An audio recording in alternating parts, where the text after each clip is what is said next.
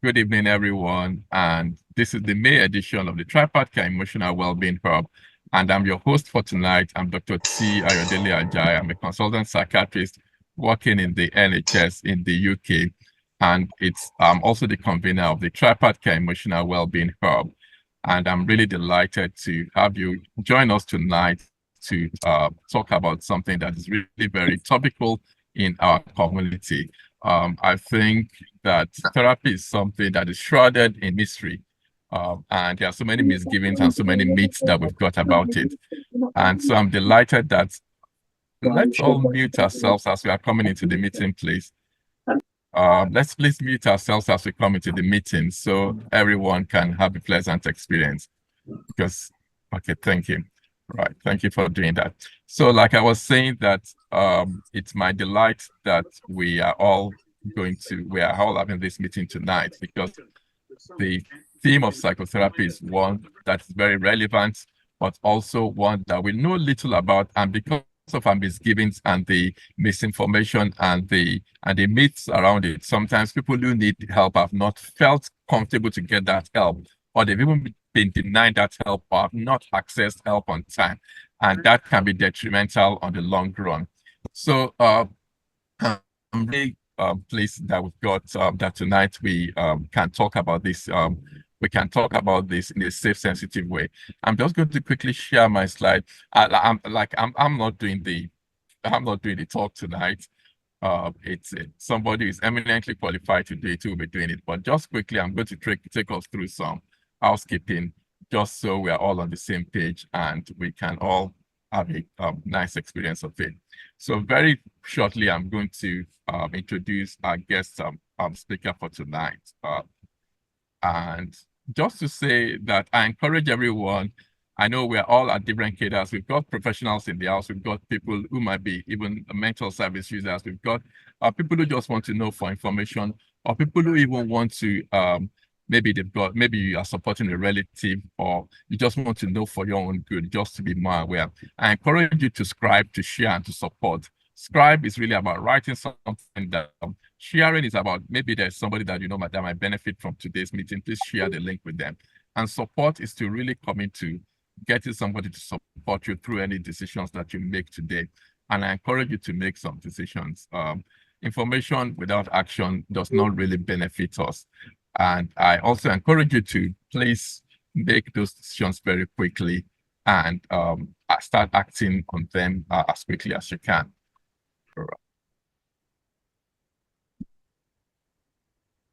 So going on to the next one. Usually when I'm teaching in professional capacity, I'm not doing that today, but I know that Dr. Arthur, who is going to be sharing with us, is also in the same it's also in the same shoes as myself. This is only for public mental health information only. It's not by any means a personal consultation or therapy. And that means that what we encourage everyone to do, though we've done our due diligence, Dr. Arthur has done our due diligence, she's a very experienced clinician, but we also do know that in terms of receiving tailor-made advice regarding your situation, it's important that everyone consults with either their general practitioner, their family physician, or the lead person who is in charge of their mental health care. So this is just for public mental health information purposes only. So Tripart Care, who are we and what do we do? There are some of us who are just joining for the first time today. If you are joining for the first time today, Tripart Care Emotional Wellbeing Hub is really an online, safe, sensitive space where we discuss mental health issues in a way that is relevant to culture, particularly to the Black ethnic minority culture. But also, we also discuss mental health issues in a way that people of the faith community can relate to, particularly of the Christian faith. And that's because we found out that over the years, faith culture can be a hindrance rather than being an incentive to actually engage with mental health services, which is sad, because what really should be happening is that we should be collaborating. I believe that there's a need for more collaboration between Christian organizations, between cultural organizations, between faith organizations, and mental services, so that we can always work towards the same goal and achieve the same goal. So that's what we do. We host an event every last Thursday of the month. And there are so many events that we've hosted in the past. And particularly, I'm looking forward to the June edition. I will be facilitating that. And it's for men only.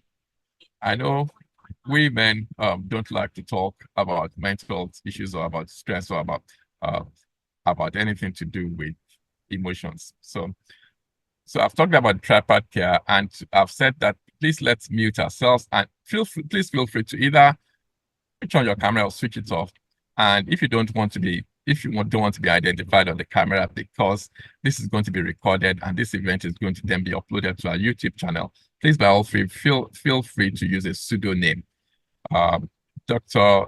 Arthur, whom I'm going to introduce very shortly, is going to be speaking to us for 45 minutes, and thereafter there's going to be some question and answer session. And then for those who are not aware, like I said, we also have a YouTube channel. It's called Tripod Care, and I'm going to share the link to that YouTube channel very, very shortly. And then we also have apart from the YouTube channel, we also do have a mental support group.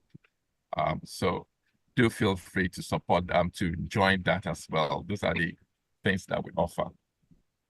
And then I'm just going to, so that's the link, the QR code for the WhatsApp group. Please feel free to just take a photo of that.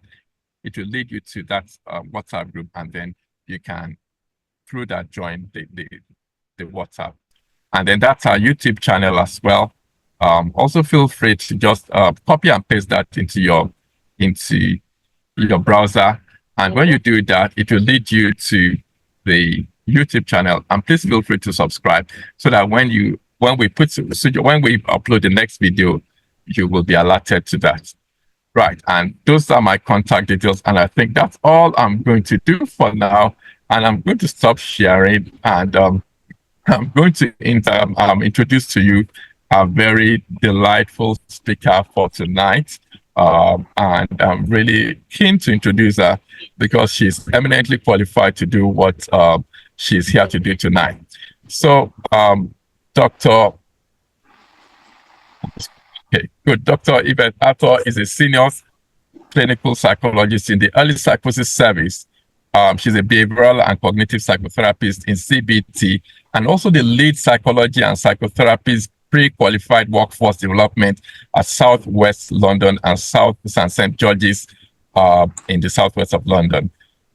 She's also the Southwest London St. George's Equality, Diversity and Inclusion EDI award winner on Street toward Main Street. Then turn right onto Main Street for 2023. So please, with a warm welcome and with clapping emojis, please let's welcome to the floor and to Tripod Care Emotional Wellbeing for May 2024, Dr. Yvette Arthur. Dr. Arthur, it's such a great joy to have you here with us this evening.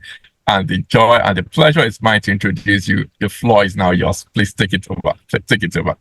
Thank you so much, Dr. Ajayi, and thank you so much to Tripartite Care for offering me on the space on the platform tonight. And it's so lovely to see so many faces. Some people I know, so bless you for coming, and some people are new. So I'm really looking forward to engaging in this discussion with you all. I'm just going to share my slides. So again, thank you to Dr. Ajayi for this platform, and I'll be taking you through about 45 minutes in thinking about mental health therapy and Christianity and how they come together and where they sit along those lines. Okay, so thinking about, therapy in the Christian context, but also therapy as part of statutory NHS services. So just a bit about the many roles I occupy, and Dr. Ajayi has already covered many of these, but clinical psychologist. I'm also a CBT therapist as well. I also lecture on various clinical psychology courses on themes around anti-racism, psychosis, and religion. So those key aspects. I mentor lots of trainee and aspiring clinical psychologists who are very passionate about that. I'm also a keen mental health advocate as well. So ensuring that we are sharing accurate information about mental health, but also advocating for early help. So I'm very, very keen on early help, and that ties into the area in which I work in. that being a psychosis service, and I'm a Christian, so for context in that regard. So Dr. Jai is also already given a disclaimer. I copied this from him as well, because I think it's really important that you're holding in mind that I have provided as accurate as possible information here, but it does not substitute seeking help from your healthcare consultant, your GP, if you're in the UK, etc. I'm not your clinical psychologist. And therefore, just take this as some guidance that can help you in making an informed decision about how you want to look after yourself, or even make suggestions to other people. So a bit about what we'll cover today. And I know you've probably heard this lots and lots of times before, but a bit about what is mental health, and perhaps from a psychological lens. What is psychotherapy? What's that got to do with mental health? What actually happens in therapy? Because it's a very, it's something that happens behind closed doors. You don't actually get to see what happens in therapy. Usually it can be dramatized on TV, but the detail of what happens sometimes is not very visible, and that can make it feel a bit scary about what's actually going to happen. I'll also share a bit about looking after your well-being, because again, I'm an advocate of early help, us kind of thinking about where we can intervene early in managing our own mental health. And some people might need more statutory services like the NHS, but there's everyday things that we can do. And of course, a Q&A section that will be there. I first want to anchor what I'm talking about today in the Word of God. This is very, very important to me. And so that you have an idea of where we're coming from, because sometimes these topics can feel very taboo and very separate from the faith. But I want to remind everyone of 1 Thessalonians 5:23, which reads, "Now may the God of peace himself sanctify you completely, and may your whole spirit, soul, and body be kept blameless at the coming of our Lord Jesus Christ." Amen. What that scripture speaks to, and it speaks to lots of things, but what I'm holding in mind is that we have a spirit, which is the black bit in the middle, and the spirit speaks to meaning, purpose, and love. It's that part of our spirit that connects with the Holy Spirit, that communes with God, that it's the spirit of discernment, etc., the giftings, that's where it lies. We also have this outer layer, that royal blue color, which is our soul. And the soul is made up of our mind, our will, and our emotions. And you might find it interesting to know that actually the word psycho, so if you break down my title, psychologist, psycho actually means, it's a Greek word, which means the study of the soul. So that's what my psychology studies are focusing on. It's the study of the conscious mind, your thinking, your reasoning, your beliefs, your emotions, your memories, and how that might tie into your will.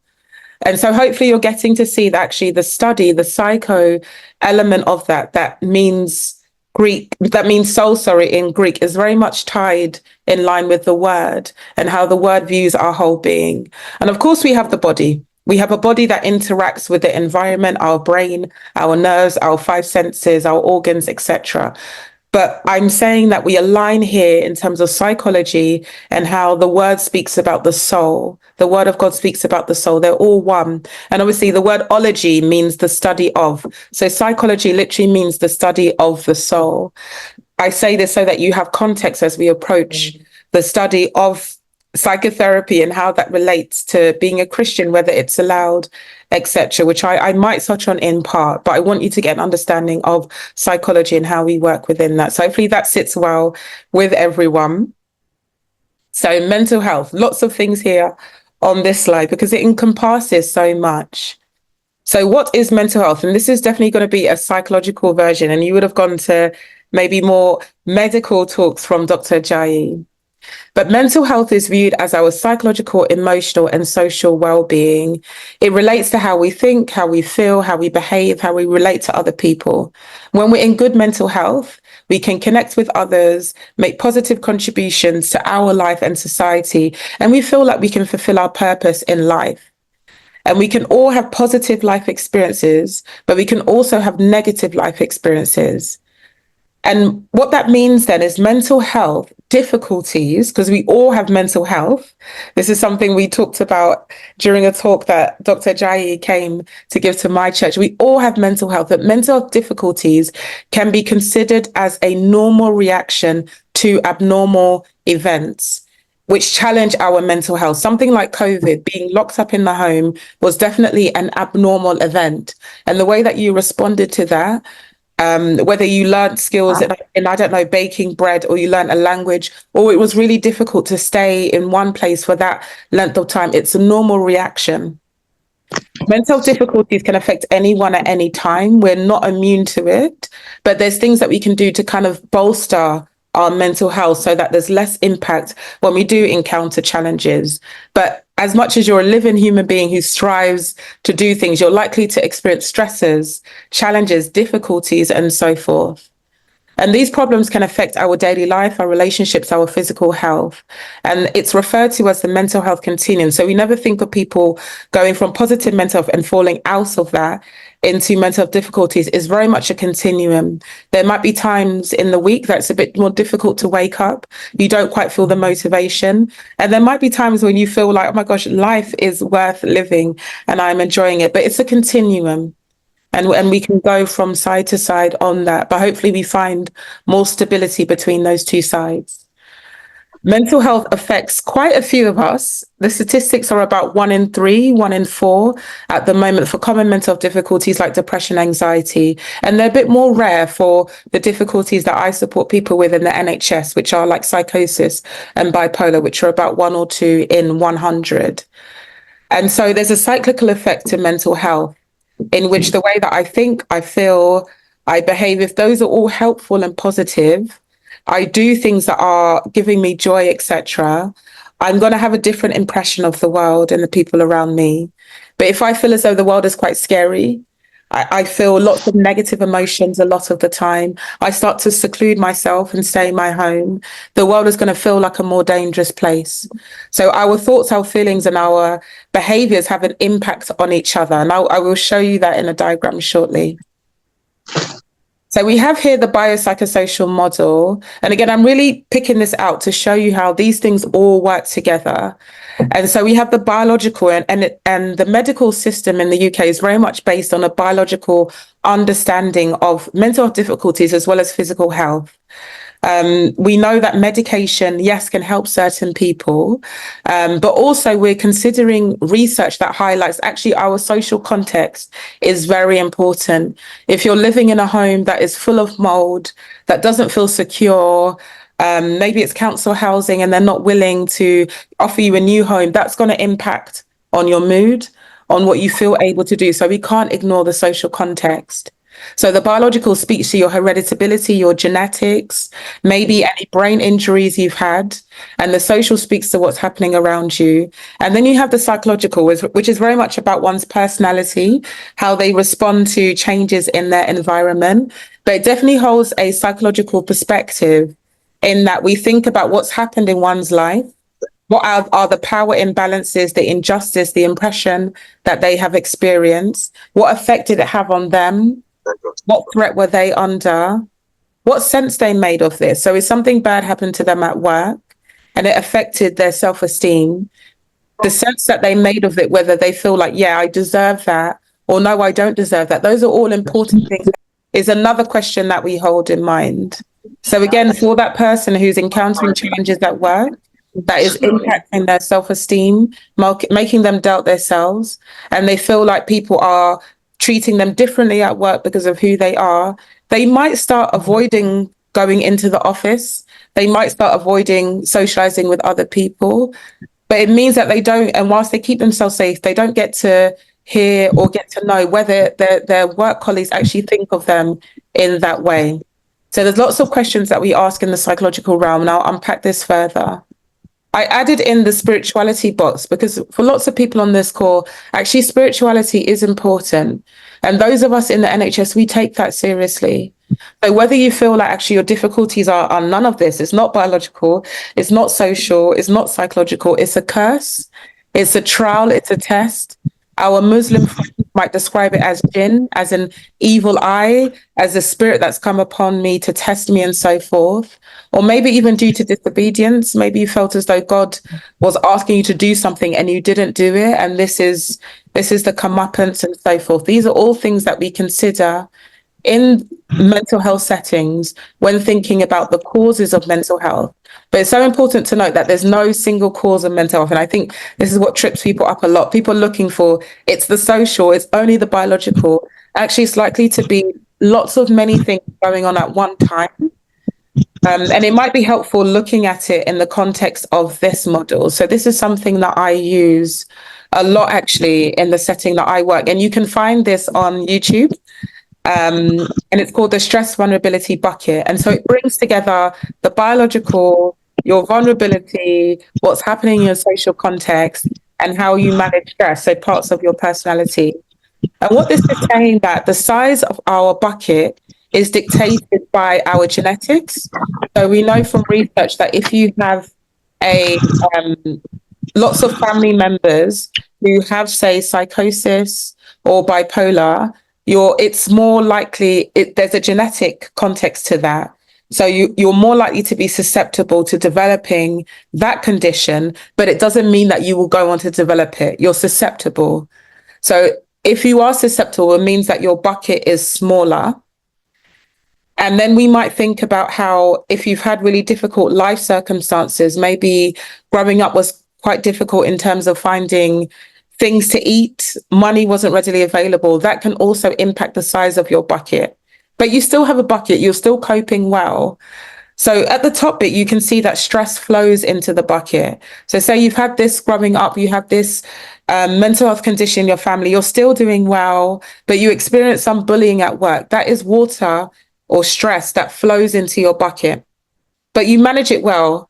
You have good coping, which means you open up your tap, you speak to friends, you exercise, etc. That means that the water is being released safely. And that's what we want. We want water to be released safely. But if it just so happens that you're experiencing a lot of stress is flowing in your bucket's getting full quite quickly in a short space of time, your coping strategies are not working.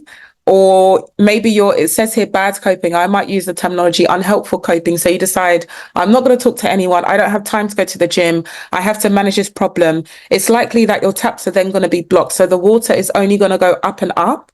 And so when we think about mental health problems, we think about that water overflowing. So it's an overflow of stress, pressure, demand, anxiety that can lead to things like snapping, irritability, low mood. So what we're thinking about a lot is how to release that water safely in your bucket by opening up those taps, opening up helpful ways of coping. But that's how we bring together stress, genetic vulnerability, what's happening in your environment, and think about coping, because that's where we really center our interventions. So this is a very, very busy slide. But as I know that lots of people from Black backgrounds are likely to be on the call, I wanted to highlight some of those things because it really speaks to why I do talks like this and why I advocate in our community. There's many things that are disadvantaging us regarding our mental health. So it's so important that we take looking after our mental health very seriously. As you can see, that first point, people from Black communities are more likely than average to experience a common mental health problem in any given week. And yet we're not going for treatment. That's what the statistics are saying. Compared to our white counterparts, who are 13% more likely to go for treatment, we're 6%. So it means that we're not seeking statutory care. We could be going to our pastor, which of course is important. But we might want to think about how we expand our ways of seeking help.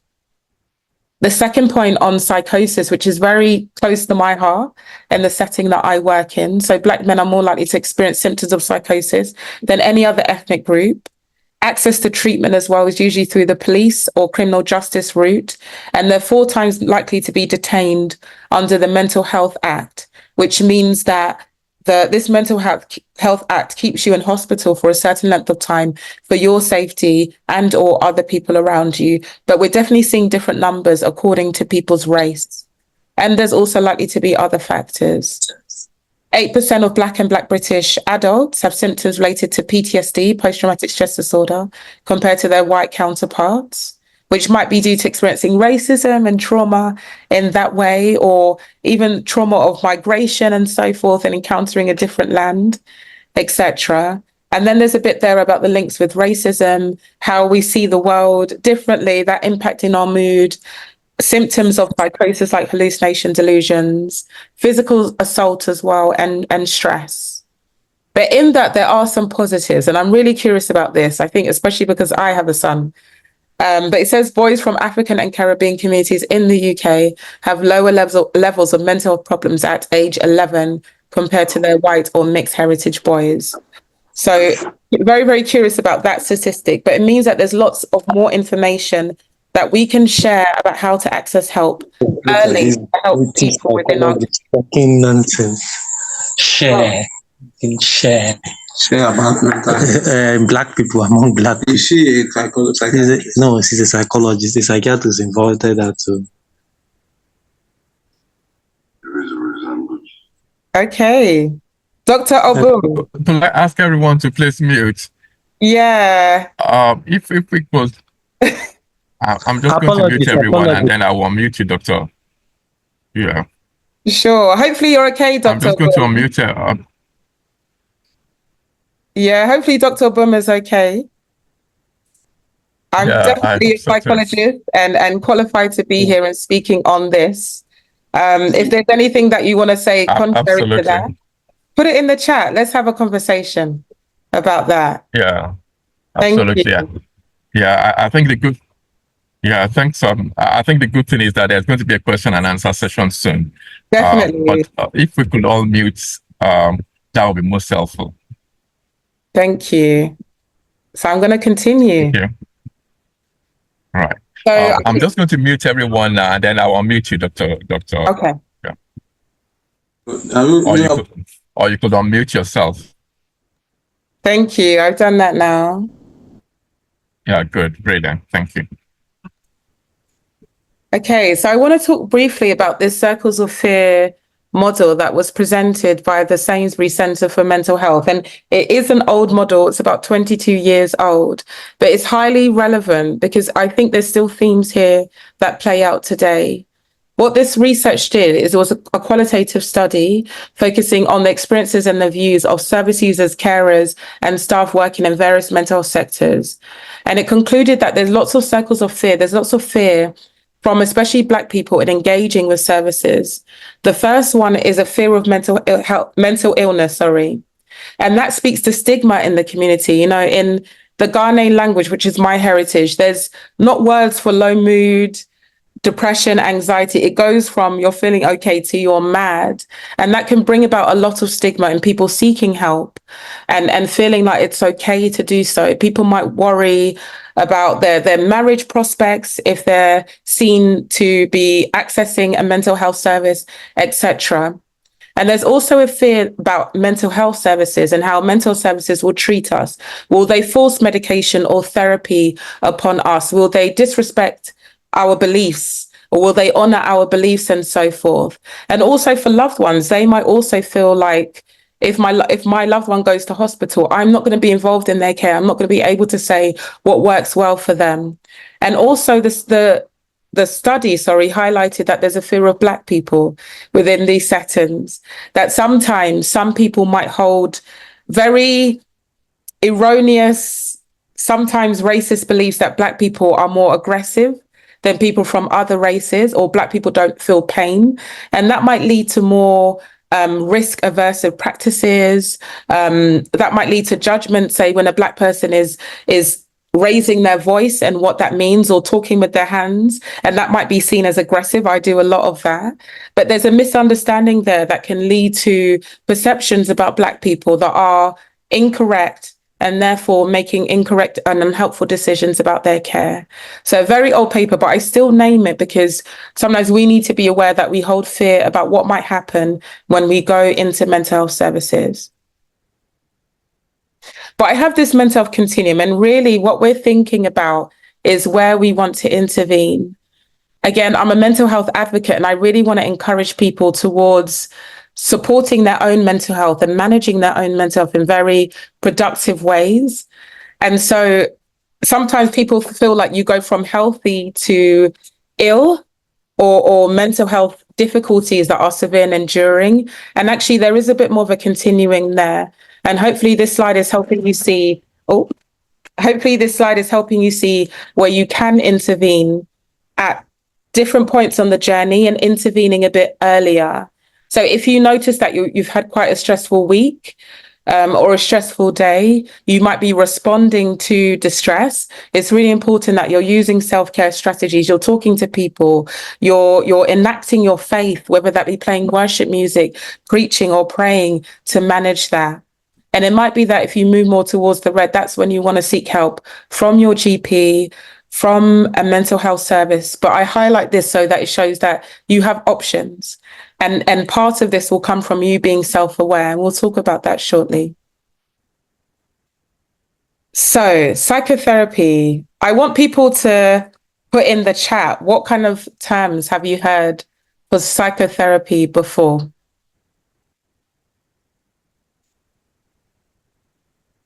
Have people heard the term psychotherapy? Or have you heard another term that fits a bit better for you?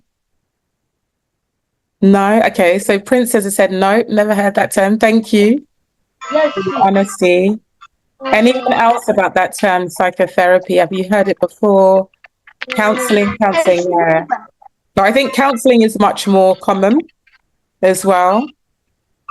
Anyone else just for the last couple of minutes there? Okay, talking therapies. Oh, sorry. I just clicked off and I saw talking therapies. Yeah.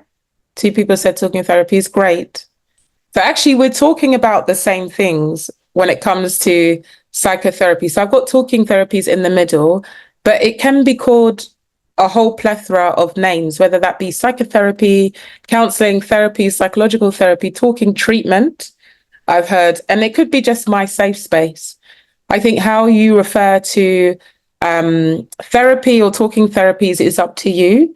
But if you're doing research online, you might see different terminology, which can be quite confusing, but they're likely to be talking about one and the same thing. So they're all therapeutic.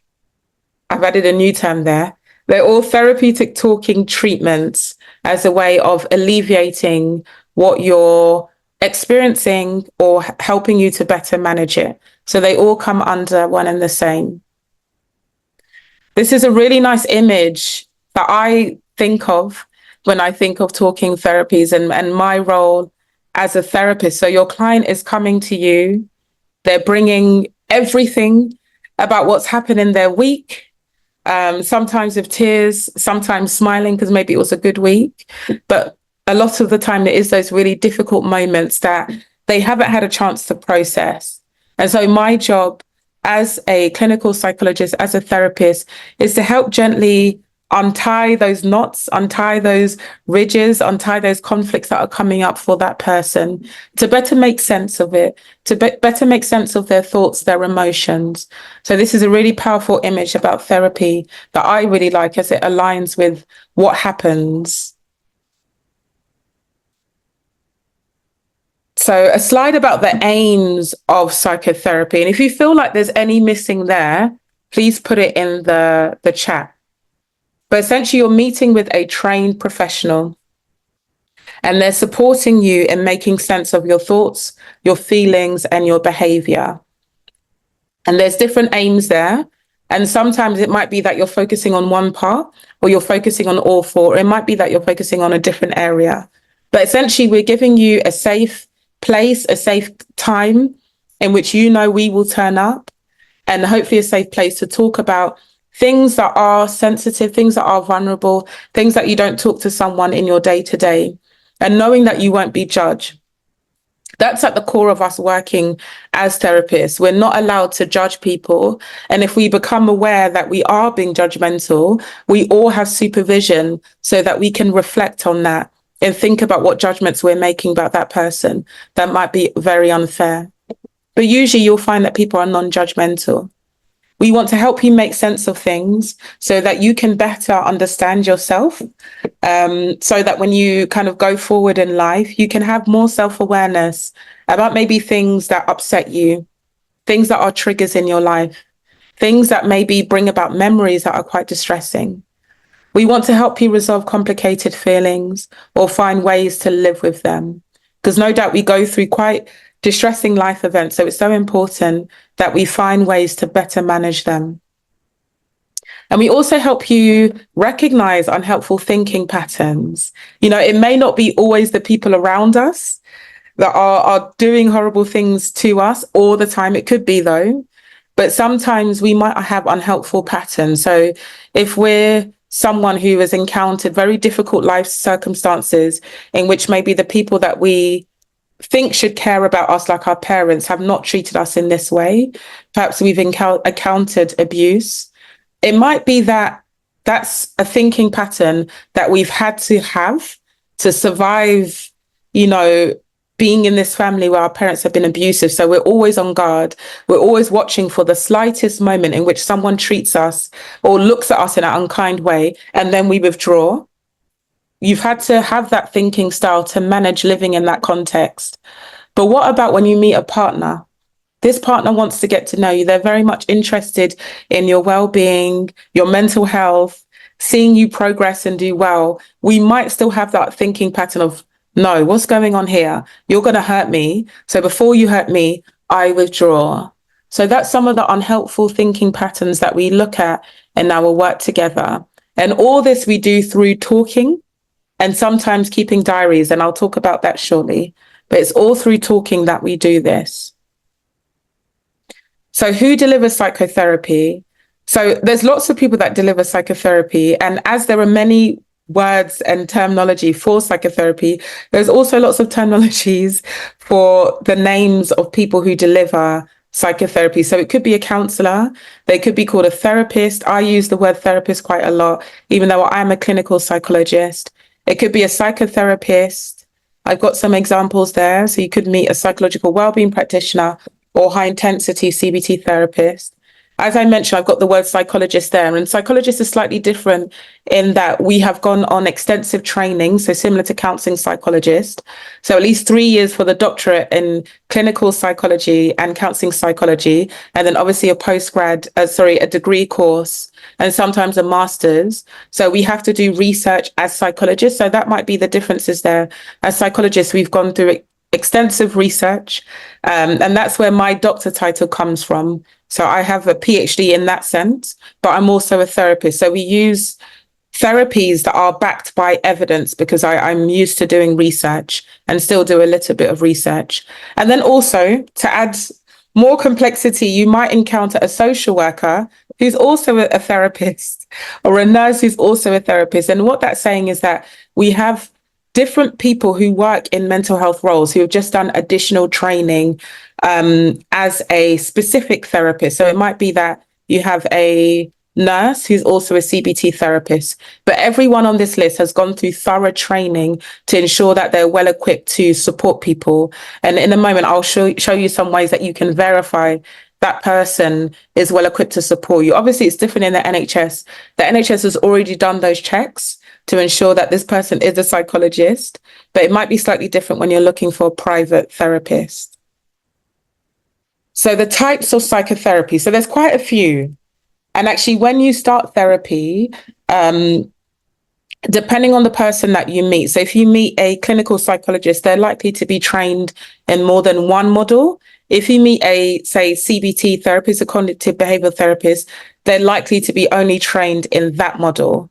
So you could have behavioral, which thinks about the way that you act, cognitive, which thinks about your thoughts. And then we join them all together in CBT, cognitive behavioral therapy. And I put asterisks there because that's a intervention that is most common in the NHS for the majority, nearly all mental health difficulties, I think, except some personality disorders in which DBT, dialectical behavioral therapy, has a higher evidence base for people experiencing that.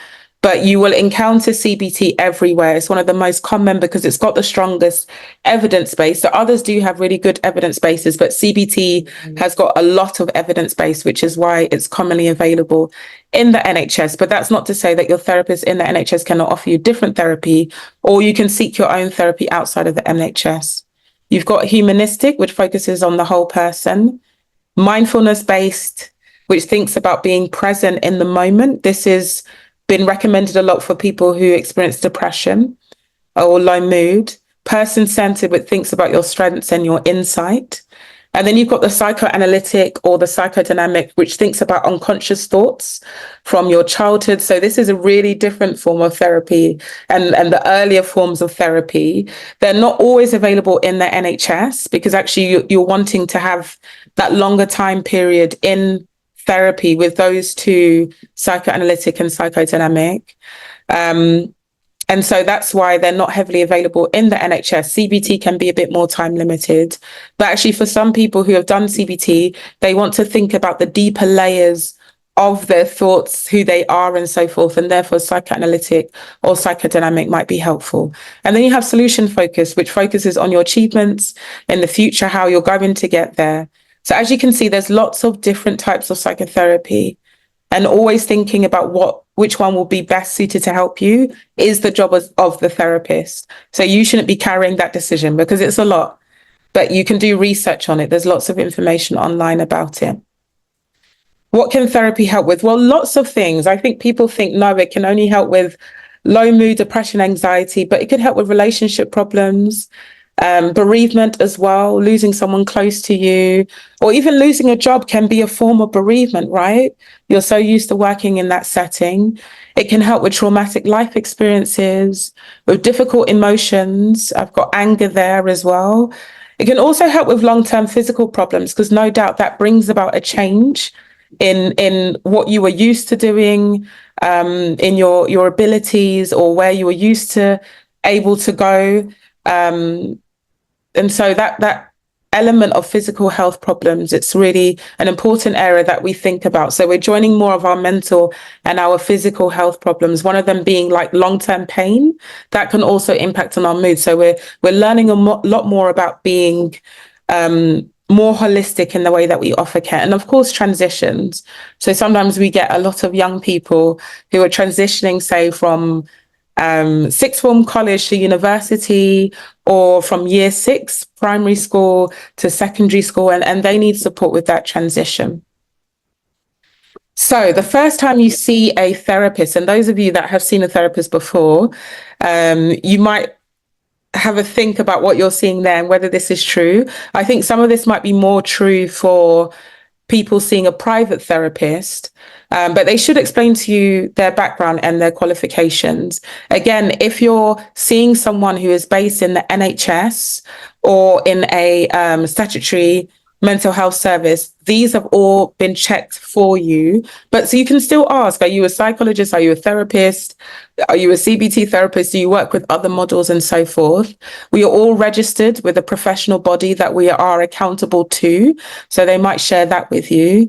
The confidentiality policy is really important. And it's something that we talk about when we first meet with people, because yes, the sessions are confidential. I'm not allowed to sit on this call and tell you about the clients that I saw today.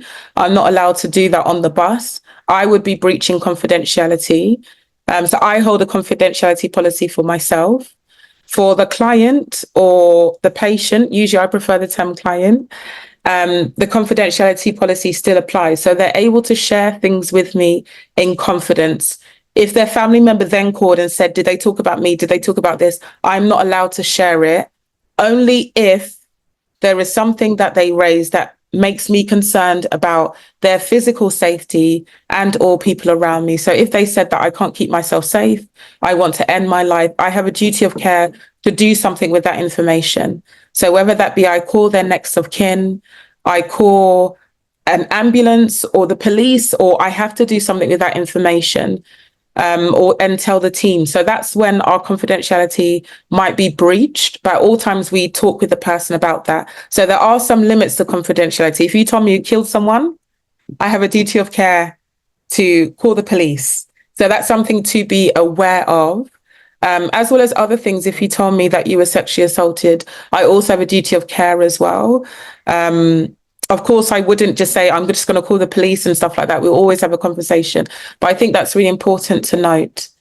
They should tell you the type of therapy that they provide and how it could help you. The big word being could. We don't make promises as therapists because we don't know how that you will interact with the therapy. All we can say is that there's a strong evidence base for people who have experienced similar problems to you. Would you like to give it a try? And actually, the way that most therapists work is that you have a couple of sessions and then you check and you see, is this working for me? Am I enjoying it? Is it helpful? Do I like it? Is it fitting with my schedule? If yes, you continue. If no, then we might think about it again. They should tell you the experience of working with people, so how long they've worked with that particular setting, a bit about how long the therapy will last, how many sessions they can offer, what to do if you miss or cancel a session. So a lot of NHS services, we have cancellation policies. So it's good to check that in advance. And then obviously private therapy will also have a cancellation policy.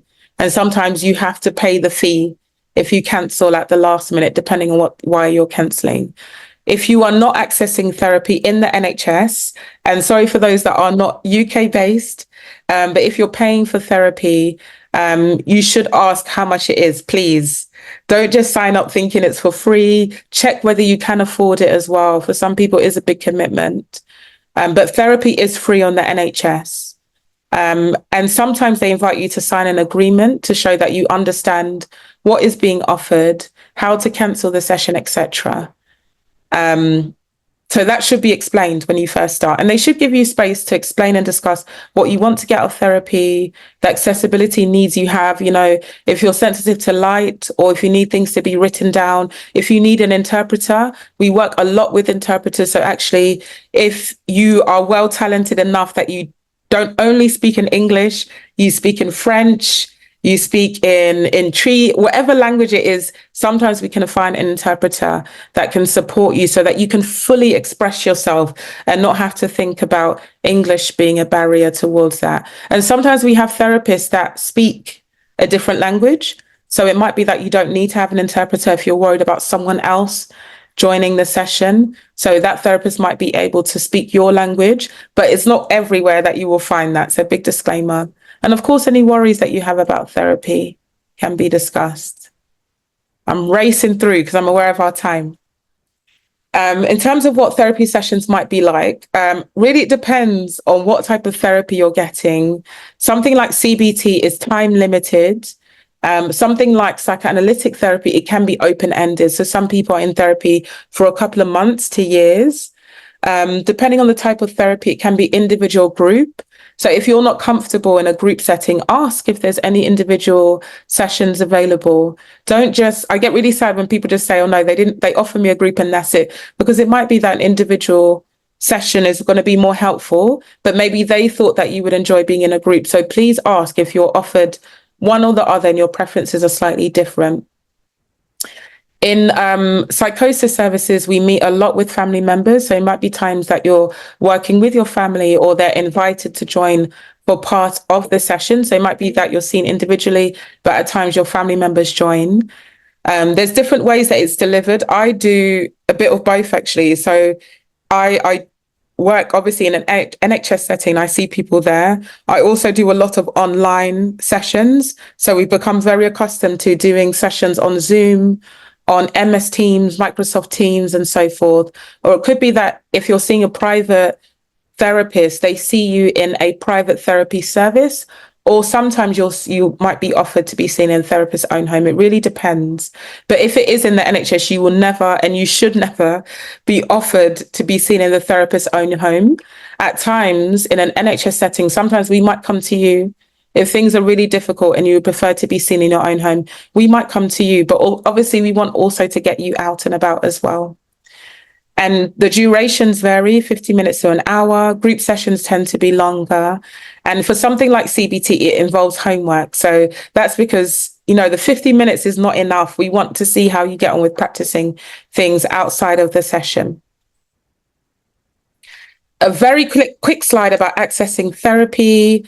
It is free on the NHS. So definitely, if you want to try therapy, I highlight to people all the time, try it on the NHS first and see. In the NHS, you can make preferences if you want to be seen by, say, a Black psychologist or someone from your cultural background or someone from your faith background. They can see if they can accommodate that. It's not all the time that they're able to, but definitely something worth asking about.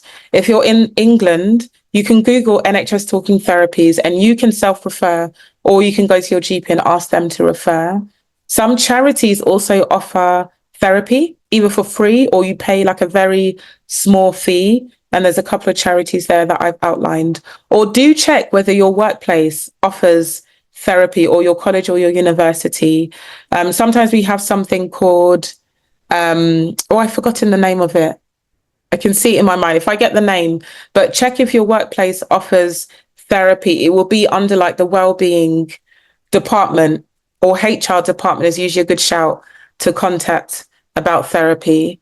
And of course, we have some paid for options. So private therapy, which could be self-funded, or again, if you or your family member, maybe your mother or your father has private medical insurance, you didn't know that they put you on the policy, you are entitled to private medical insurance. And I work with a lot of insurance companies. I won't say any to advocate for any, but also, we are signed up to private medical insurance and you can access therapy that way. Sometimes you are paying like the excess, but you're not paying the full amount. So that could also be another option. I put a couple of options here for private therapy groups. I want to encourage everyone to check these associations, because then you can double check what the credentials of that person offering therapy are. Sometimes it can be difficult to tell if, say, you're just checking online and looking for a therapist in that way. But these groups would have had to check someone's credentials before they can put that person on their website. And a big one, ensure that the payments are affordable for you if you're accessing the paid option. So getting the most out of therapy. So before your therapy session, it's so important whether you have a think about whether you are ready to talk about your thoughts and your feelings. It involves that. So don't feel like you're going to go into the room and sit down and your therapist is going to download everything that's on your mind. We don't work in that way. If I could work in that way, I'll make a lot of money. But you have to be ready to talk about those kind of things that are maybe emotional, not in the first session, but over time, be ready to talk about those things. Consider whether there's other things going on for you that you need help with. If it is finances or housing, I encourage you to get those things sorted first. I know it can take some time though. Third one, think about what you want to change in your life, especially something like CBT is working towards a goal that you want to change. So whether it be, I want to improve my sleep, I want to learn skills to manage my mood so that I can improve my relationships. It's so important that you think about what changes you want to see in your life. Depending on the model, if you're using something like psychoanalytic therapy, it could be that you just want to explore why you're feeling like this at this time. But definitely something like CBT is really important that you're thinking about what you want to see changed in your life. I encourage you to bring a notebook to the session. There's going to be lots of things that you hear that will be helpful to write those things down. Make sure you feel comfortable in the room as well. If the room is really cold, you can ask if the heater can be turned on. If there's a blinking light, which we sometimes have in our NHS settings, you can ask that light is managed, etc. Also bring a grounding object with you. And sorry, there's a typo there, but it could be that you bring some water, or like a fiddle toy, if that will help you. Bring any questions or concerns that you might have. It might be good to arrange something nice to do after the session or the call, or have a call with a friend. And the last one, which is really important, if your faith and your values play a significant role in your life, let your therapist know. So as therapists, every professional body that I'm signed up to, that I have to be signed up to, will state to me that I have to respect the religious and the spiritual beliefs of the person that I'm working with. And even if that person is an atheist, I still have to respect their beliefs. I can't go and start evangelizing to them. I have to respect their beliefs. So I think it's important that you know that as therapists, we work in this way. So please don't feel like you have to hide your beliefs.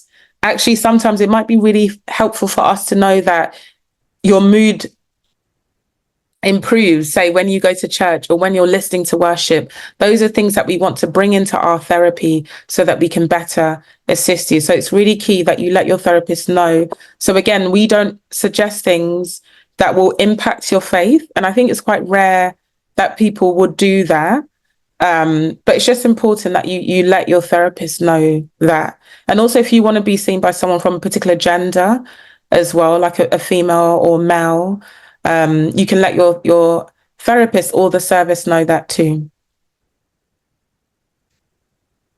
Okay, I'm aware it's 8 o'clock now. And I just wanted to play this video because it's a really helpful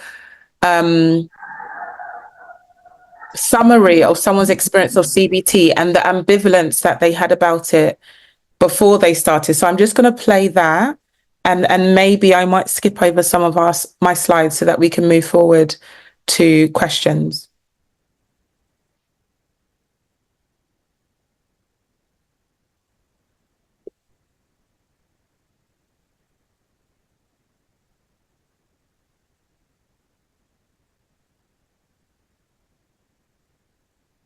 I've just put the subtitles on as well.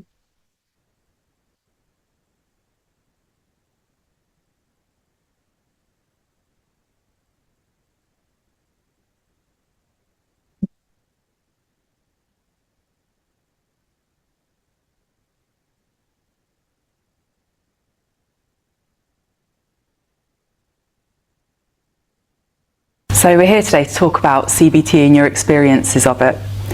How did you feel initially about the thought of going for CBT? My clinical psychologist first told me that I needed to see someone. I thought I didn't need to see someone because there was nothing wrong with me. I just had a heart disease, and my heart disease had got so severe, and I was just tired, and there was no one that could make it better by listening to me or talking to me. The only thing I thought that could heal me was heart surgery, and when he suggested that I see someone, it didn't seem to make sense. But because I was so depressed, so far gone, through my husband, I thought I'd try and just take a chance and just listen to someone, or let someone listen to me, because I wasn't sure what it entailed. I've never been to a clinical psychologist before, so to me a clinical psychologist was a shrink. You must have had something seriously wrong with your brain that you needed to see a clinical psychologist, and I didn't need to see one. But when I did meet her, and I realized that not being able to make up my mind about going for surgery, for heart surgery, and putting my name down on the list, I needed someone to help me accept it in order to get surgery done, because I didn't want to get surgery done. And she listened to me and to the way I felt and what was making me hold back on surgery and what made me feel the way I did. And funny enough, as a woman, you tend to feel that you can't cry on someone else's shoulder. But for the first time, just letting my emotions out to her, she helped me cry. And by me speaking to her, it helped me see myself from the inside, if that makes sense. Then I began to understand why I had to get heart surgery done. It wasn't because I was tired, but I had my family and everyone that went through the road with me of suffering with my heart surgery to get it done. And then eventually I did put my name down on the list, not knowing it would be done so quick, because it was supposed to take me 6 to 8 months to get heart surgery done. But when I started seeing my clinical psychology, I understood it. I put my name down and I got my surgery done in 30 days' time. So it sounds then like part of the clinical psychologist's role with you was to help you to make your decision around whether to get surgery or not. Yes. But you also said that you were quite depressed at the time. Was the CBT helpful for your depression as well? It helped because then instead of crying and holding things back emotionally, it helped me let things out, and by letting things out, it helped me understand what I was feeling, because most of the time we bottle things up. We never let them out, or we never talk to each other or other people. So when we bottle stuff up, it makes it harder for us to figure out ways to solve problems. Sometimes it can be a little problem, and we turn it into a big problem because we just don't communicate with other people or talk things over to make it easier to understand. And she helped me understand, and I saw her before surgery, right through my heart surgery and after heart surgery, and she helped me. By the time I went for heart surgery, I'd lost my self-confidence. I was so depressed, I was so withdrawn. But after I had heart surgery and I carried on seeing her, she helped me gain my confidence back again. She helped me gain my trust again. She helped me see that there was something worth living for again. And lots of times when I think of the things that Dr. Penny did for me, it brings tears to my eyes and makes my heart well up, because I didn't know another person could do that for you by just listening to you. You know, like when we go to mom, when you got a problem and you think no one can understand, but my mom can, because she knows where I'm coming from. But it's not to say that clinical psychologists are like that, but it's just the way they listen to you. Just having that someone that can listen to you and just be there and be still, be quiet, and let you express yourself. That's how, and help you find out what the problems are that you've got, and help you solve those problems if they can.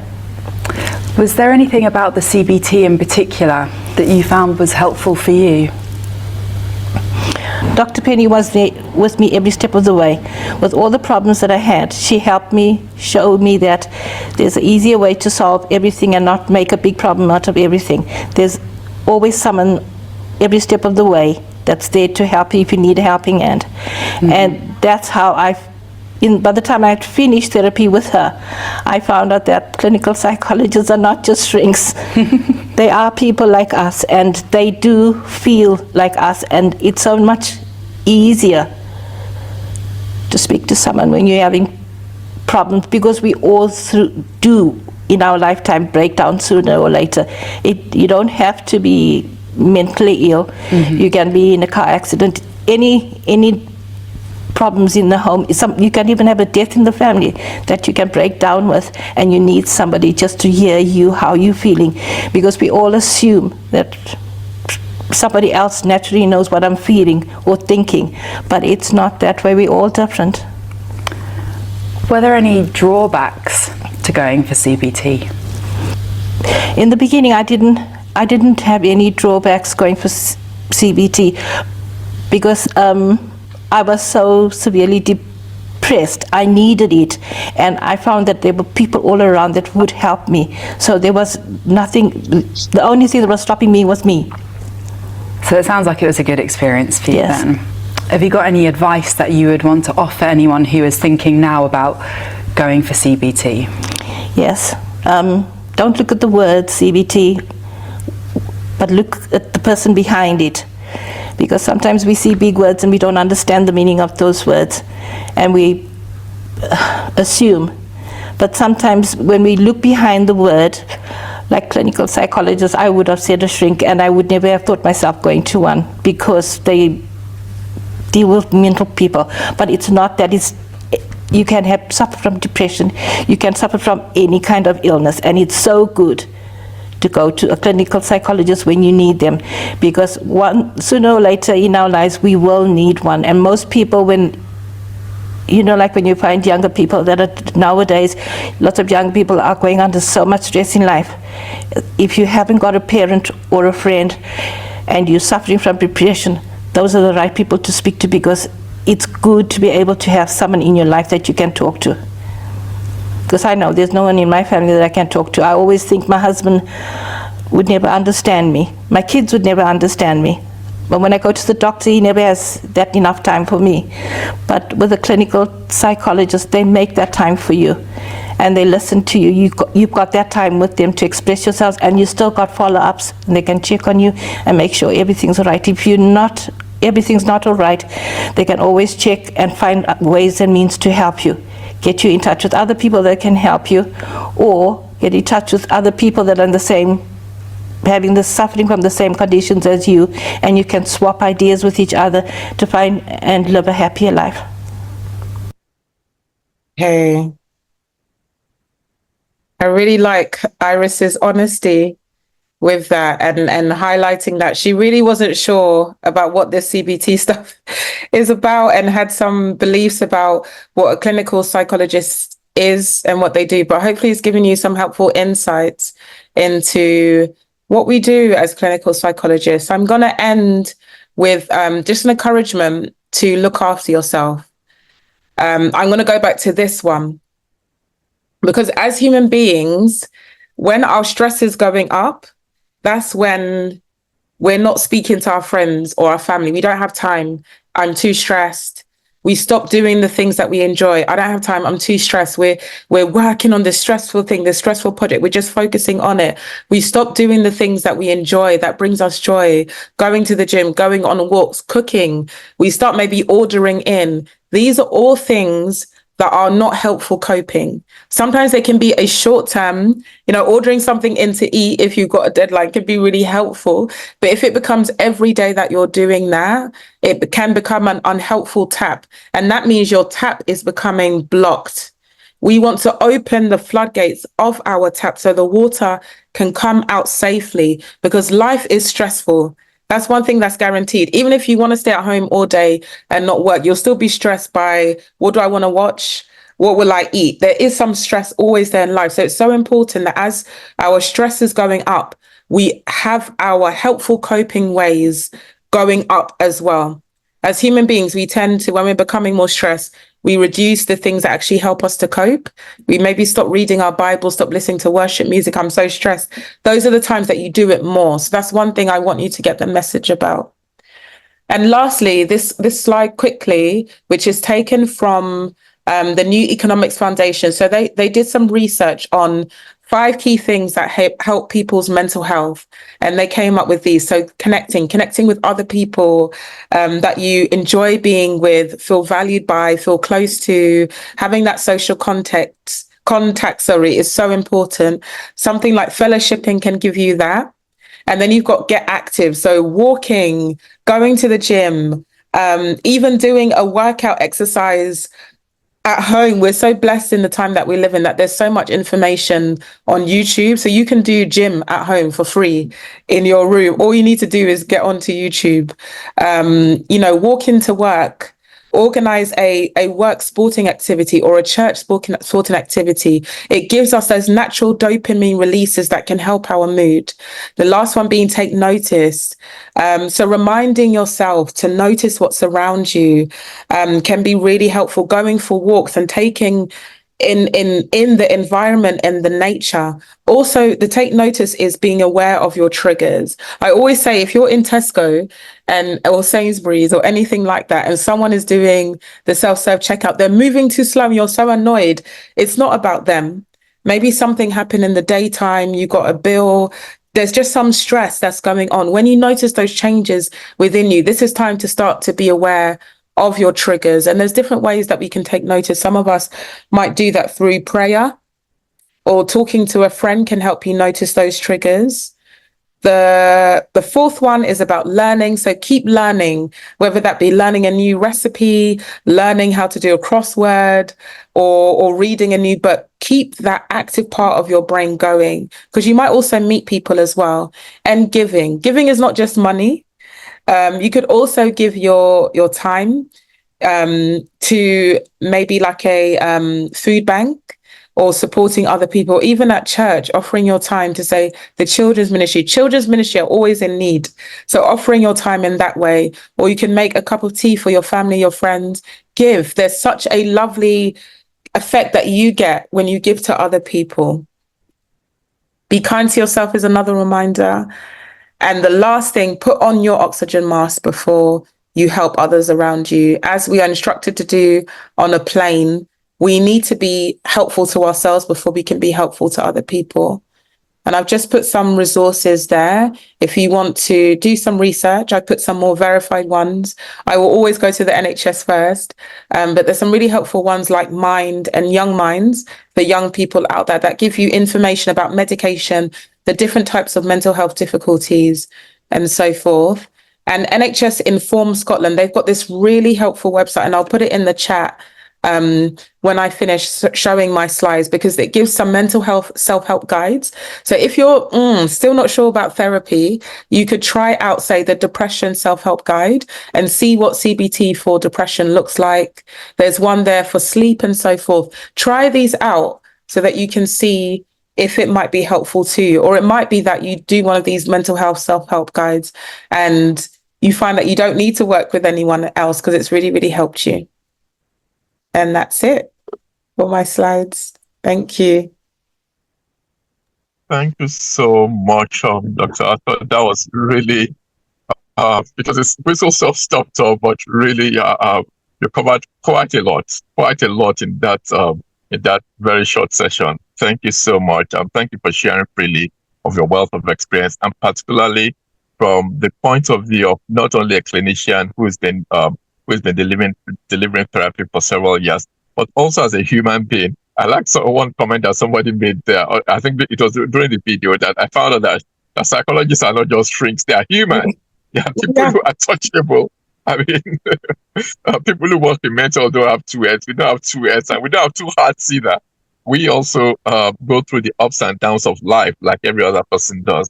And thank you for really making some psychotherapy really very simple and easy for people to be able to relate to. And I'm hoping that some of those who have listened to you today can really relate to some of those things, and it can give them the courage to take the next step to actually become inquisitive about themselves and to seek the help that is needed. I really hope that resonates with a lot of people. Thank you so much. I'm just going to go through some of the questions. I know somebody had asked about whether the statistics you shared about Black people, which I know is relating to Black people in diaspora in UK. And somebody wanted to ask whether you thought it was genetic or whether you thought it was what are the explanations for those figures? I'm sure you've got a view on that. Yeah, good question. So I think previously, if I can speak specifically to psychosis, because that's the area that I work in, and I teach on social cultural factors.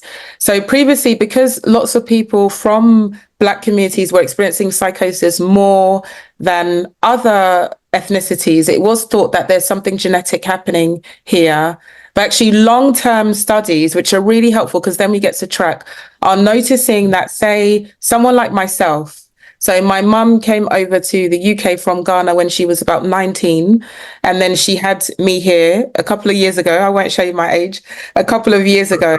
But I am actually more at risk of developing psychosis than my mum, which if it is Black people, my mum should share a similar risk. And also the statistics are not the same when you go to places where the majority Black people are. So then we think about racism, being a minority in this culture and how that can impact on your sense of belonging. We think about migration stress as well. When you're migrating to a new community, people, you know, they think you're funny, you sound funny, but everyone around you where you're from, they all talk like this.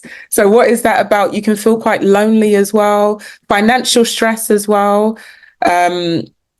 Also, there's other aspects there around experiencing trauma and so forth. And I think some of the research is also highlighting that it might be a heightened sense of stigma. So all communities experience stigma in mental health, but even more so amongst some communities, such as Black and some Asian communities as well can experience stigma, which means that we delay in seeking help. So just some quick ones there. Thank you very much for that, Dr. Arthur. I think in addition to all those brilliant points, I think the other one which you emphasized was about in terms of race, the challenges that people have when they come to a new country, not only for them to be integrated into that community, but challenges like housing, like employment, all of those things because like you say, mental problems don't just occur out of the blues. It's always a combination of several things. people not being able to, the stresses, and also, of course, being isolated from their network, coming to a new country, no friends, no family, and all of those things. So thank you for that. And I like the fact that you emphasize that actually when you go back to the country of origin, that we don't have more mental illness in people who are living in their own country. So that tells us that it's not in the genes. It's not that Black people have a defective gene. It's the environmental factors that really explain the statistics. Thank you for really laying that out very clearly.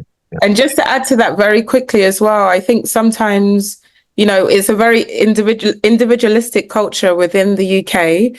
If you're blessed enough to be part of a cultural group that, I don't know, if you needed some rice, some tin sardine, you can go to your neighbor. We don't all have that here. You can feel very alone. You go to work, you come back and you're in a room, you're by yourself. And we know that cultures back home, you know, you come home and you're probably stressed because there's lots of people in your house and someone is there. But that can be, the community is something that we miss out here at times. And sometimes we get it from church communities, but for some people, it's not the same.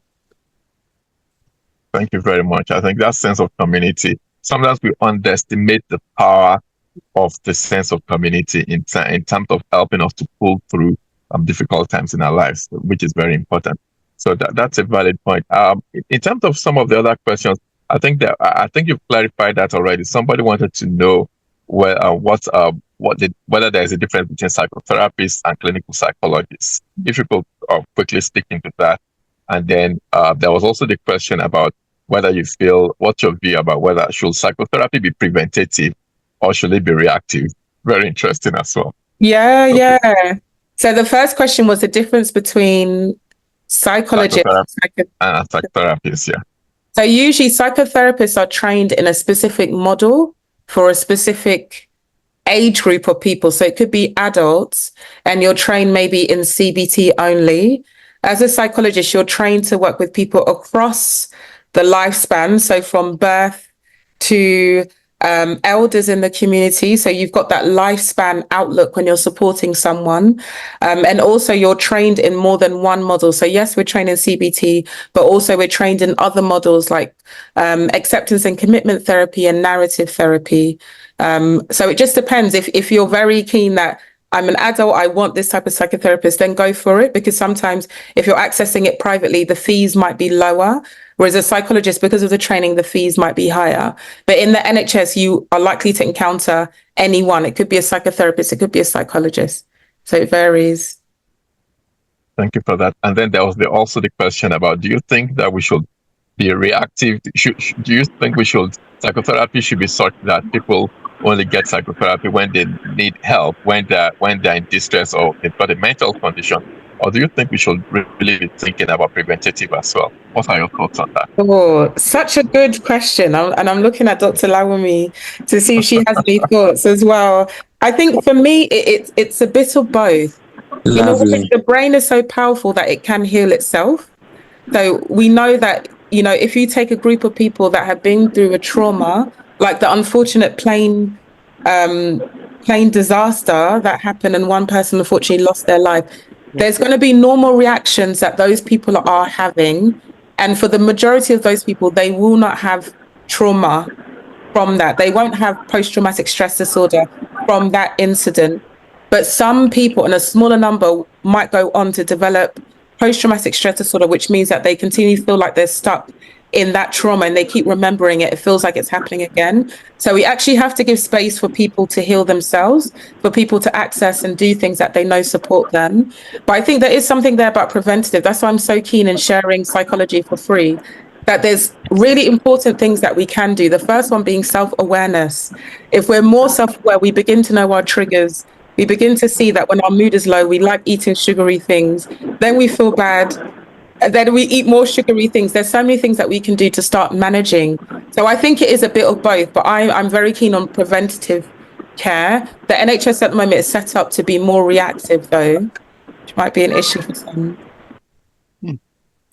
Thank you for that brilliant answer. And I've just read in the comments as well what Dr. Lawumi had to say about that. And for people who don't know, Dr. Lawumi is another very highly experienced clinical psychologist who's on the call today.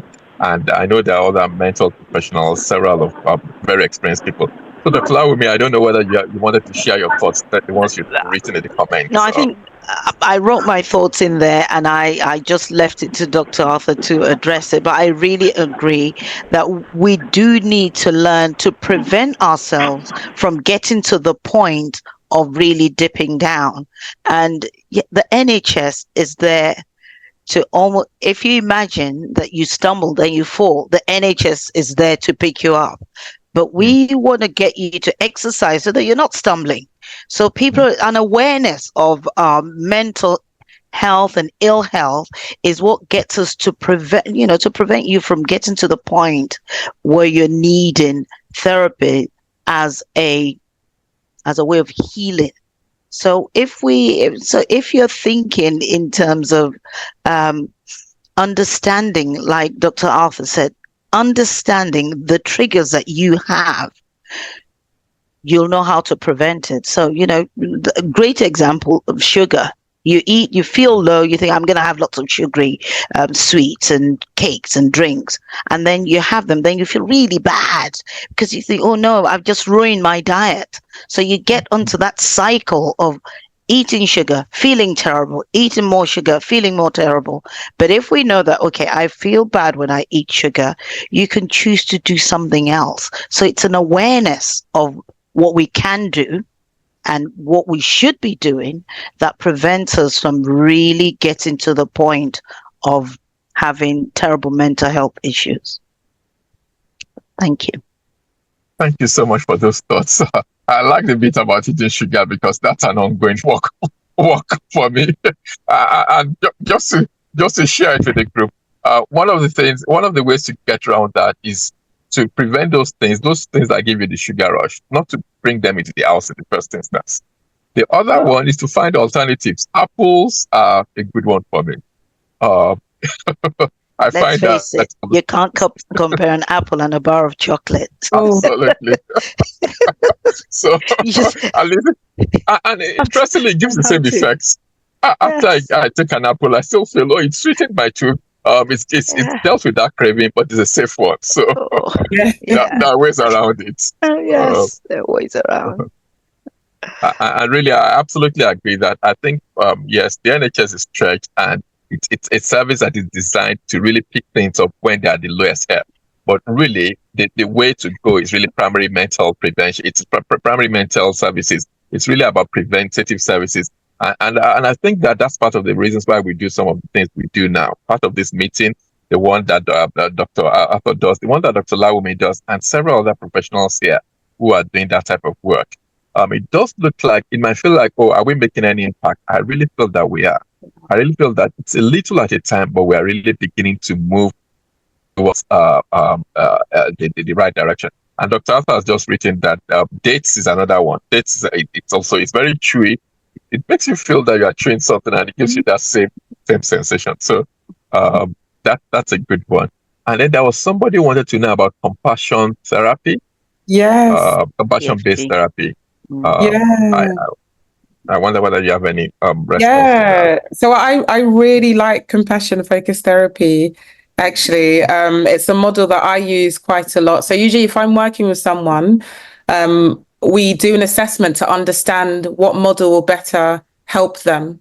So if I'm noticing that someone is bringing lots of feelings of shame and guilt and is very critical of themselves, then it's important to develop compassion and being your best friend, an advocate. And actually, as people of faith, we have the most amazing compassionate other as God.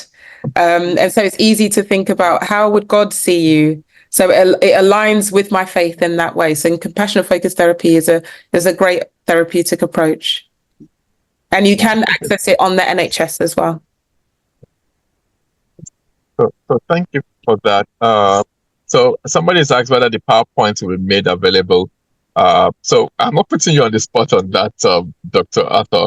Obviously, it's within your jurisdictions, and it's within your discretion. Please feel free to say yes or no. I think it's all usually dependent on the speaker. Some speakers are very happy for their content to be shared. Others will say no, and there are no hard and fast rules about that.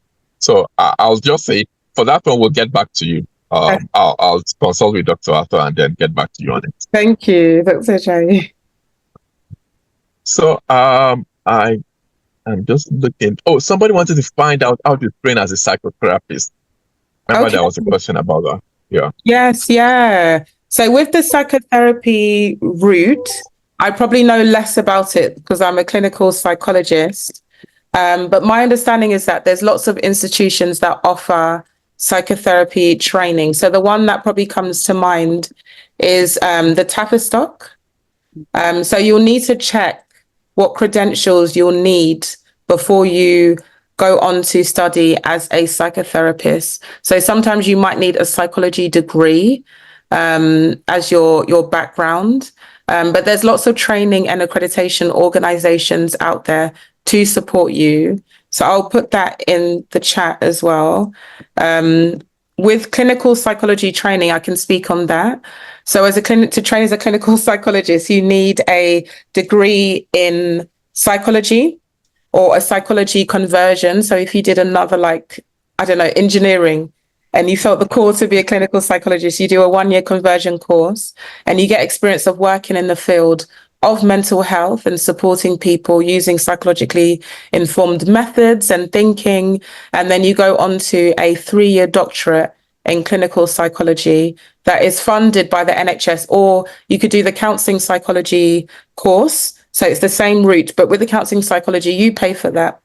So you're more in control of what courses you want to go to and when you actually get on to training, because clinical psychology is very competitive. So lots of people are applying for it. There also might be some short-term intermediate courses. So mental health first aid is a really great course that you can access and maybe encourage your church to support you to access, or people in your community. And I'll put that link in the chat. It gives lots of helpful information about mental health and how to support people. So yeah, there's lots of different ways of going on about that. Right. Thank you for that. And so that's really helpful for those who are thinking of going down that route. And I think that we need more people from our community to really train in psychotherapy. I can see Dr. Laomi nodding because this is something we've spoken about a number of times. We really need people.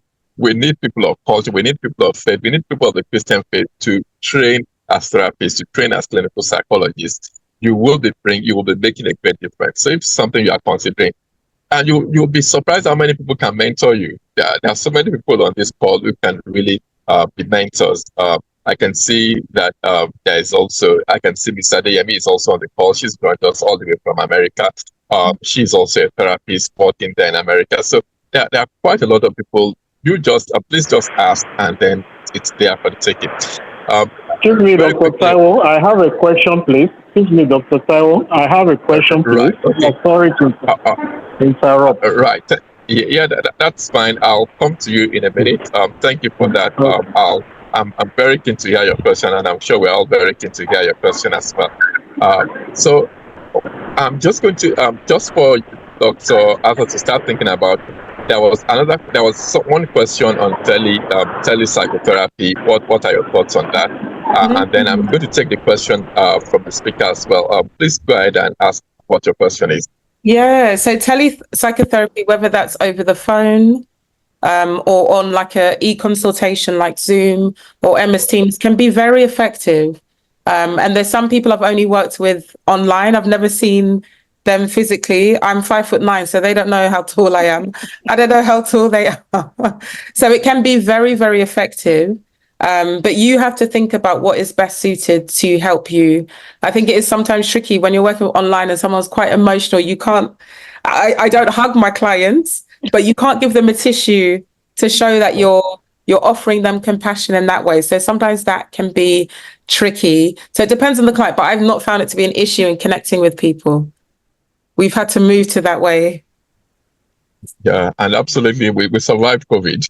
So I think even before COVID, you're just not expected to hug a client. Yeah.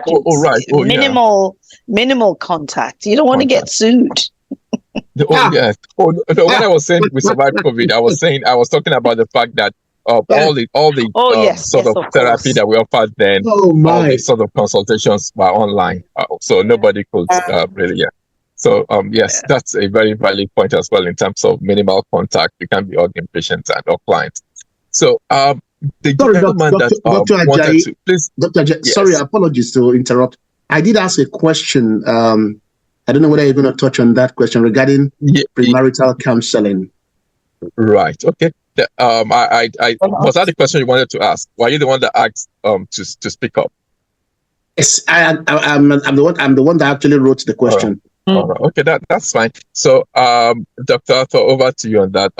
Whether one can see premarital counseling as part of therapy because of the fact that it digs into, please go ahead. Yeah, it's a really good question. I was starting to answer it. So you said mainly the questionnaire, and I think partly it depends on who developed the questionnaire. Was it developed on an evidence base where they collated, got a group of people together, lots and lots of people together, and everyone completed that questionnaire, and then they rated it and used statistics to determine whether a group of people think like this in response to the questionnaire, other people think like this in response to the questionnaire. So that will be one thing about how that questionnaire was developed. The second thing is what you do with that questionnaire. So is that, say, I think something that's quite common in premarital counseling is the, what is it called? I've got it here on my bookshelf for children.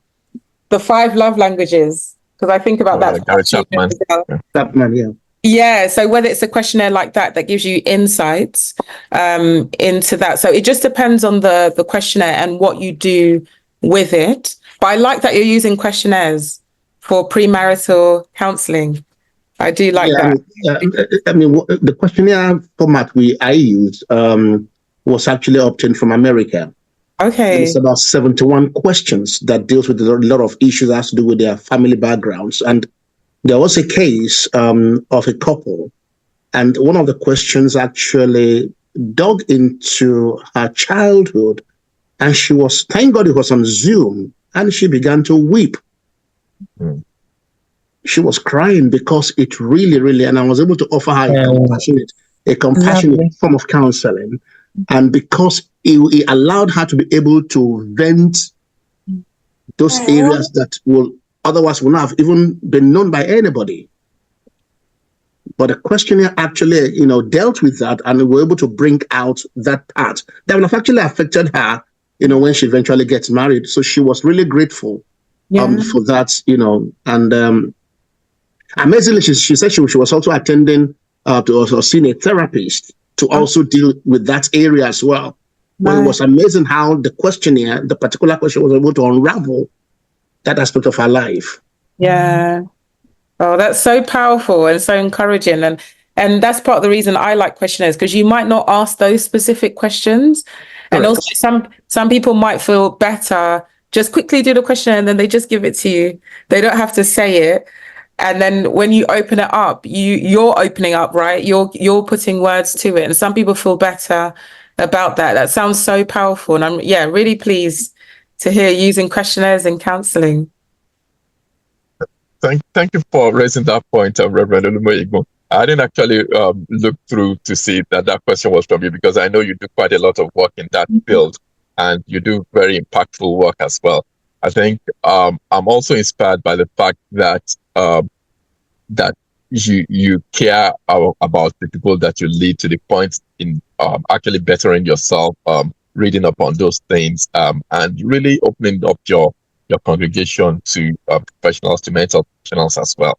I think that we need more ministers who are faith ministers, church ministers of the gospel to do that, because one of the things is that sometimes ministers don't always recognize that there are remits and levels of support that they can offer. So thank you for sharing that point. I think it's a very valid point. Pleasure, sir. Right. Someone was asking about help. Sorry. Yes. Yeah, please go ahead. Yeah. I can't comment on BetterHelp, so being very careful about what I advocate. I know people have had mixed results from BetterHelp, I think people find it convenient because you can have a text therapy session with someone or a phone call or online. It could be someone anywhere in the world. You can find someone who is Christian, Black, West African, your age, etc. But I've seen really mixed results. So I would advise that you do lots of research before you commit financially to BetterHelp. So I don't know how they confirm the qualifications of their therapist, for example. So I'm not able to comment on that, unfortunately. Thank you for answering that. So I think just about the time we're rounding up now, I can see that Mrs. Smith, you've also said about having mixed experiences from the NHS, and that is it the psychiatrists that determine what ways to go when somebody has their first assessment. I'm sorry to hear that that's been your experience with the NHS. Excuse me, Dr. Taiwo. I have a question, please. Dr. Taiwo, please. All right. Okay. If you don't mind. Thank you. Yeah, that's fine. I'll come to you. I'll come to you. So in terms of I'm saying about what Mrs. Smith said, that I'm sorry to hear that that's been your experience. Unfortunately, sometimes different people have different experiences, but the reality is that everyone who works in the NHS, we work very hard to make sure that the experiences that our patients have and that our clients have is a positive one. Sometimes there are systemic problems in place that prevent that from being the reality of our patients. I think if that's the case, you can always formally go through the patient advocacy liaison service, for instance, to try and put across your grievances, and that would then be looked at, and that can be addressed. In terms of if indeed somebody has got to the level in which they receive an assessment from the NHS, in terms of if it's secondary mental services, usually most times there will be a psychiatric assessment, but sometimes as well, before then, there's another assessment by a member of the team who was then signposted to where is best for the person to go. But usually, if it's a complex situation, then most times it will be the psychiatrist who will do an assessment and will make recommendations.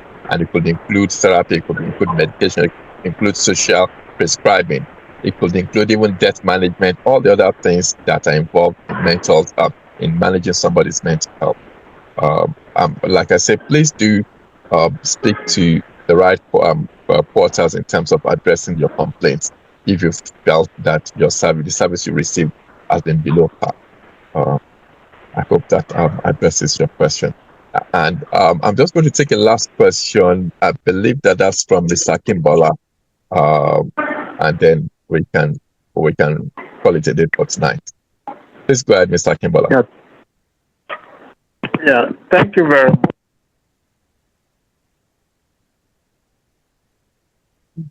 Please go ahead.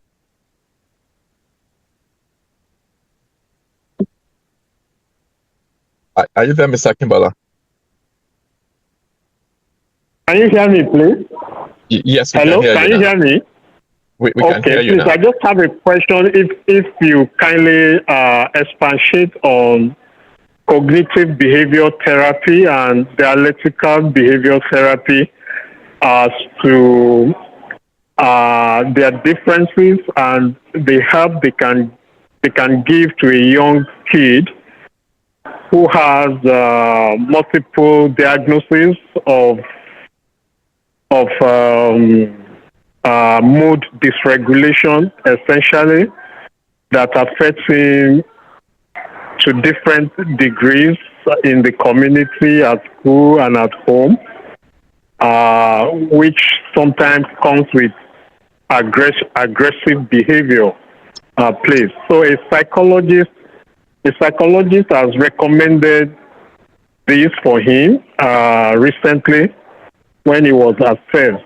And I would be grateful if you can kindly provide more insights on this type of therapy, please. Sure. Thank you for that question. I think I'm holding in mind that I'm not working with the young person. I've not met them as well. So I can't recommend one therapy over the other. So I can just tell you a bit about how those therapies work. if that's okay, so that you can make an informed decision. But those are quite common therapies. So there's lots of information online. I can see that you're on a phone call, so it won't help, I think, if I share my screen. You can't see, unfortunately. Yeah, I was online before, but I'm in transit now, so I'm just connecting through the phone now. Yeah. Okay, no problem. I won't share my screen, but very quickly.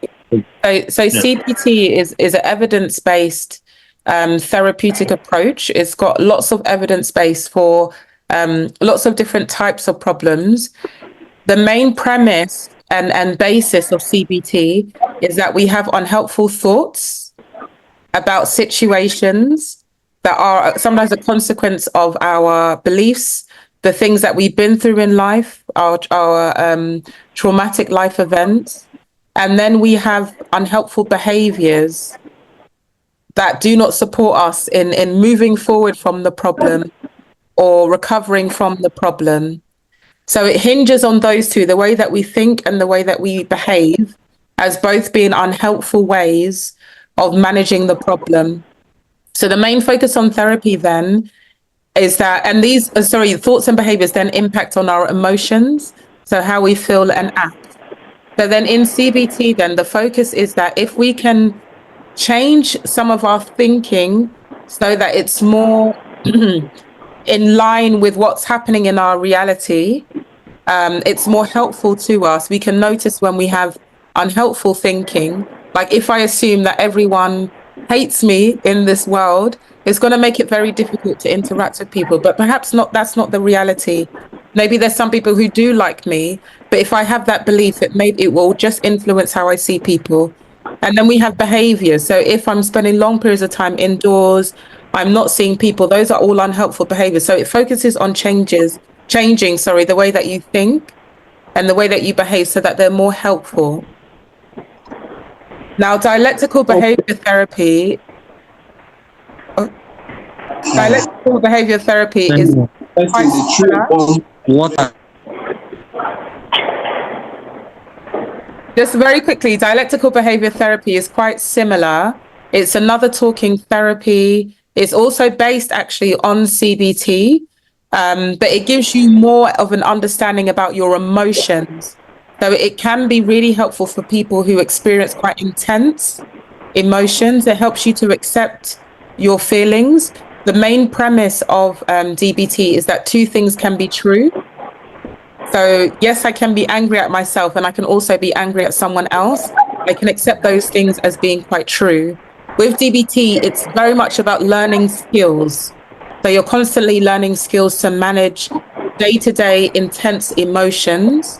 And similarly in CBT, you learn skills as well. But CBT, I think, is much more focused on the cognitive and the behavioral. But DBT has a very keen focus on managing intense emotions. Does that help? Okay, please. Yeah, thank you very much. So please, are there specialists, professionals that can offer this, or is it something that anybody who is a psychotherapist can offer, please? Or do you have some people that specially are trained to offer CBT or DBT services? Yeah. So if you're accessing, it sounds like you're going to access it privately. So psychologists are usually trained in CBT, as well as CBT therapists.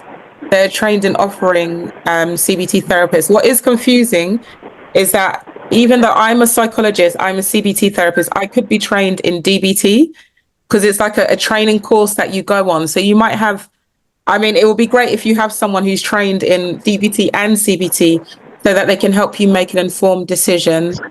But you can find specialists that are trained in either or both. Okay. Thank you very much. Yeah. Thank you very much for the generously giving up your time tonight, Dr. Arthur. And thank you to all the contributors, Dr. Laumi, Reverend Olumoyego. I can see that Mr. Adeyemi has also been typing in the chat. Thank you to everyone.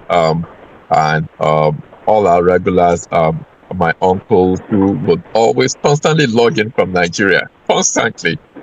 He would always be there to support me, Uncle Johnson. But I really appreciate, how much I do really honor and appreciate the support that he gives me over the years.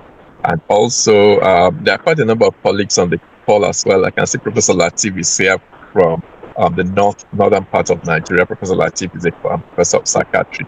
I would also be sharing state platforms with Professor Latif in a couple of weeks, and I'm looking forward to that.